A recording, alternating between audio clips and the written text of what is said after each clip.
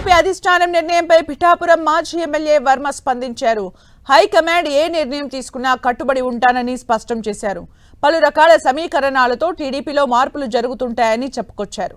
Final గా party బాగుండేలా high command చూడాలని అన్నారు. మంత్రి నారా లోకేష్ తనతో మాట్లాడిన తర్వాతే పిఠాపురం టీడీపీలో నూతన కమిటీ ఏర్పాటు చేయాలని నిర్ణయించినట్లు తెలిపారు.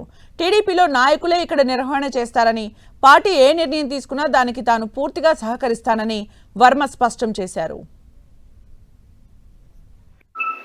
ఏ నిర్ణయం తీసుకుంటే ఆ నిర్ణయానికి కట్టుబడి ఉంటాం. అది పిఠాపురం ప్రజలందరికీ తెలుసు. ఎవరినన్నా వేయచ్చు. పార్టీలో ఉన్న తెలుగుదేశం పార్టీ వాళ్ళని వేస్తారు కదా, బయట వాళ్ళు లేరు కదా.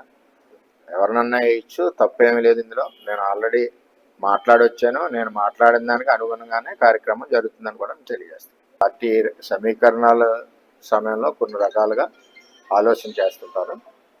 ఆ ఆలోచనకి ఎప్పుడు కూడా అనుగుణంగా పిఠాపురం తెలుగుదేశం పార్టీ కేంద్ర పార్టీ అధ్యక్షుల ఆదేశాలకు అనుగుణంగా పనిచేస్తుంది. ఇటు రాకపోవడం అన్నది కూటమిలో ఎవరికొవరికి నష్టం జరుగుతుంది. 20-30 సీట్లలో నష్టం ఎక్కడ జరిగినా అక్కడ ఉన్న పార్టీకి సపోర్ట్ చేయాలి, భరాయించాలి, పార్టీకి సపోర్ట్ చేసుకుని వెళ్ళాలి. ఎందుకంటే కూటమి జగన్మోహన్ రెడ్డి రాకూడదని ఆలోచనతో పనిచేసినప్పుడు కూటమి గెలుపు కోసం ఎవరొకరు త్యాగం చేయాలి, తప్పదు.